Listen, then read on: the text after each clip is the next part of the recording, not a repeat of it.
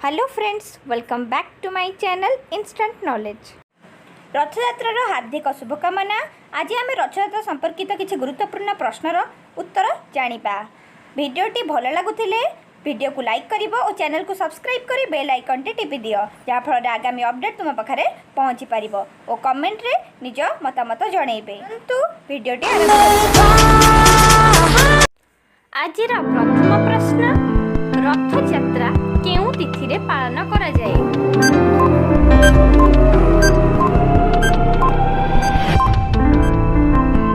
उत्तर आषाढ़ शुक्ल द्वितीया।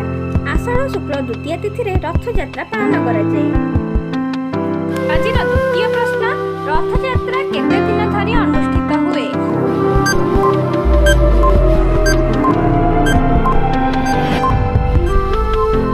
उत्तर 9 दिन। रथयात्रा 9 दिन धरि अनुष्ठित हुए। आज तृतीय प्रश्न, केउ ग्रहर सर्वाधिक उपग्रह रही?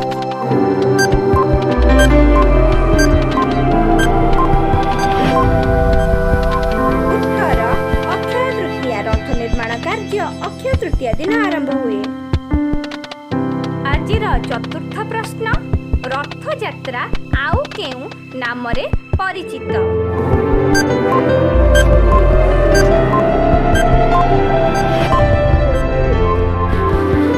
सठिक उत्तर घोषयात्रा। रथयात्रा घोषयात्रा नाम रे सर्वपरिचित। आज पंचम प्रश्न, जगन्नाथଙ୍କ रथर नाम कौन?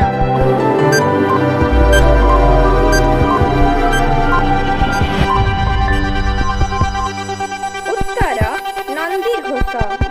जगन्नाथଙ୍କ रथर नाम नंदीघोष। आज कमेंट बॉक्स रे आपण मानक पई प्रश्नटे रहिछि, जगन्नाथ केउठाकू बुलिबाकू जांती? एहार उत्तर आपण माने कमेंट माध्यम रे जणाई देई पारिबे। एमिति वीडियो पाइबा पई चैनल को सब्सक्राइब करी बेल आइकन टी ऑन करंतु। आज षष्ठ प्रश्नटी रहिछि, सुभद्राଙ୍କ रथर नाम कौन?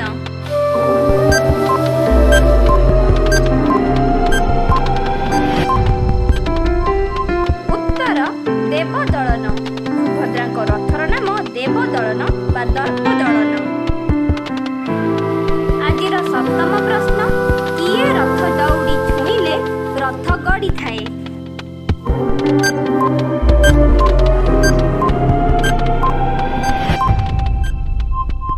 उत्तर विभीषण।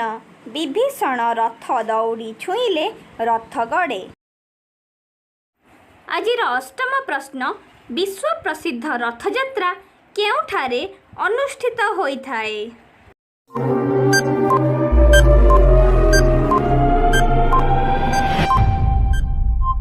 उत्तर पुरी। विश्व प्रसिद्ध रथयात्रा पुरी ठारे अनुष्ठित होइथाए। आज नवम प्रश्न, सुदर्शन केउ रथरे विराजित हुअंती?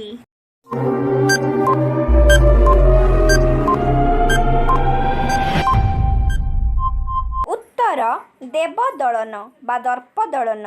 सुदर्शन दर्पदलन रथरे विराजित हुअंती। आज दशम तथा शेष प्रश्नटी हेउची, जगन्नाथଙ୍କ मुस्लिम भक्तଙ୍କ नाम कौन?